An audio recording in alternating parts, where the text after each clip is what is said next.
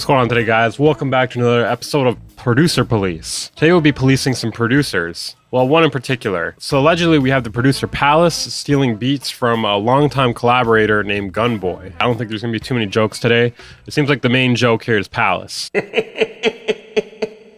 Hey, so just to say this and get this off my chest, Weaver Beats is a national treasure. He should be protected because he's one of the content creators on here that are balls to the wall and have little ambition to just be an influencer or anything like that. He just wants to appease and entertain the community at large. And for those who are wondering, yes, he has done content on me and said things about me, and I'm all for it. Remember, one thing I want you to know about me, guys, is that I'm a straight shooter. And at the same time, I am not like immune to any judgment by any of you guys. So that's the main thing I want you guys to understand. I'd say everything here is alleged. So this has all transpired over the last few days, but it seems like the story's still developing anyways. Producer Pvlace of 808 Mafia accused of stealing beats from longtime collaborator Gunboy. Video proof of a beat Gunboy made that Pvlace put his tag on without crediting anyone other than himself. Page not found. Pvlace and manager trying to sue Gunboy for posting about the situation.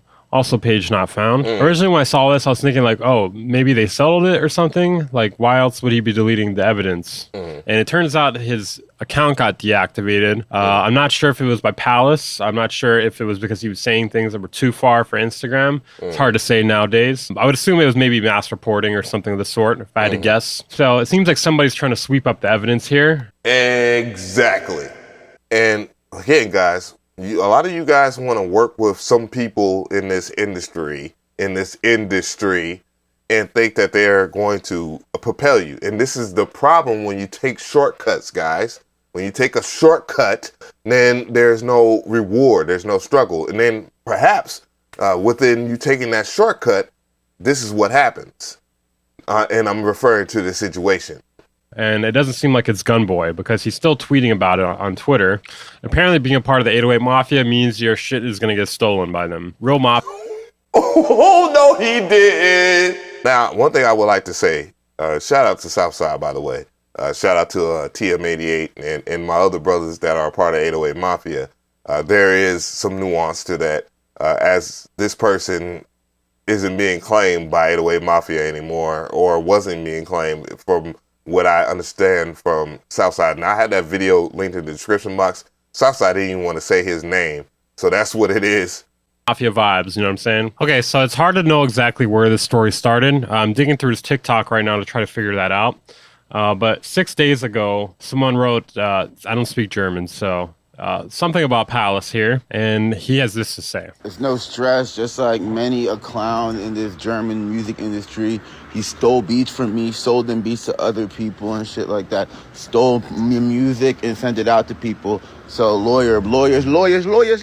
So yeah, he claims that Pvlace has been stealing his music and selling it to other people. Well, beats in particular. And someone says, prove it. All right, you little dick rider. Here's me finding out a Rin song a year later he took from me. As you can see, I'm like, yo, that's my sample, bro. He's like, oh, okay, put your gamer in there with the sample, okay, No, they just got caught trying to rob a nigga. It's all good, lawyer up. So he's claiming in the DMs here that this is his sample on this Rin song here. I split the fee with you. I think it was around 1K. I look for the invoice. Also send me at the address. He allegedly got caught and was trying to pay him after the fact. And again, let me reiterate that. You guys need to stop taking these shortcuts and build your own platform. Trust me when I say this, 16levels.com is our platform. Check us out. And unlike Pvlace of 808 Mafia, I give you credit and I pay you per sale. That's per sale, not whenever I feel like it. So we're going to move on to the bigger part of this video because it's 15 minutes long and I'll have it linked in the description box. And make sure that you check out Weaver Beats. Subscribe to him. His channel is worth your time. Him after the fact? Wait, no, Pvlace did what? Don't just take my word for it. Check this out. Kind of covering it up a bit here. Something about a splice pack, 90% of the loops, not a cent. To give you more nuance, this dude has stolen sounds from our Electra X presets and all other kind of things. So yeah, there's some incentive for me covering this because this dude just came out of nowhere, and all of a sudden this dude's a professional sound designer,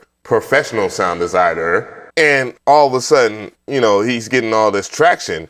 And I thought to myself, like, dude, you know a fraud when you see one. Everyone does. Well, at least certain people in certain groups. I want you younger guys to stop being so naive to the hype train behind a lot of these whatever guys. My melodies are 90% of the loop packs, didn't get a cent. Low Tech, a melody made entirely by me, Kodak Black, exactly that.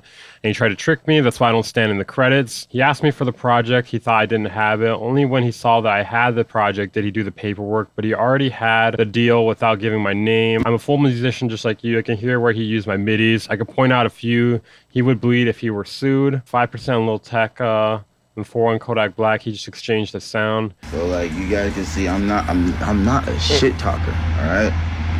I'm just about truth and facts. I'm a shit talker. This whole situation is kind of hard to believe because you wouldn't think a producer that big would be doing something like this, but Plenty of big producers do this kind of stuff. And I'm not trying to say that a lot of the big name producers, the platinum producers are, you know, fraudulent, but I will say that some producers, which deserve their flowers, understand the business practice and the business aspect, and they're not going to take shortcuts, and they're not just as money hungry. And that's usually the well more established producers. You know, for instance, I know a lot of people back in the day used to give Dr. Dre hell for, you know, some of the things that Scott Storch did, but at the same time, Scott Storch never complained about that type of thing, because you want to know why? Dr. Dre made sure that it was understood what the business was at that particular time. And clearly Scott Storch, you know, got his shine at the end of the day. That ain't the same thing that a lot of these modern day producers are doing at all. So here's some more nuance to the situation, as you will see a cook-up right here. And let's hear that. This is Trying to get all the chains, nigga, don't belong me. Oh, you phony, oh, you fake, oh, you snake. clearly, I digress as I fight this damn head cold, that you guys understand that, you know, these are some of the things that happen regardless of who you mess with. However, you got to be very, very conscious of the people that you work around or work with, be around and hang around with. I mean, I said it once, I said it a billion times. You guys got to be very conscious of the people that you hang around. If you hang around good people that are doing good business, good things will happen to you. If you hang around bad people that do bad business, bad things will happen to you. So if you see that there's a pattern of people that are not happy with that person, then why are you trying to mess with that person? Because you might think that you will be different, your situation will work out differently. It's ridiculous. And I want to kind of spread this information to the youth out here that, again, if you hang around the wrong circle of people, bad things are going to happen, period. There's no exception to it. If you think you're going to be the exception to the game, that you're going to get away with something, or if you're just hanging with someone that just has bad karma altogether, and even if they are on, because you guys just like to look at the bag for what it is, it ain't going to work out for you, player. And for the people that are trying to do good business, man, sometimes it just takes a long time. The story to rags to riches isn't supposed to be a story that has shortcuts. You're not going to go from chapter 1 to chapter 15. If it's a 200-page book, man, you need to read all 200 pages, because it's guaranteed that all that information will be very useful to you if it is a very good book to read. So I want you guys to think about that. Check us out at 16levels.com. We do good business, for sure. You know the vibes.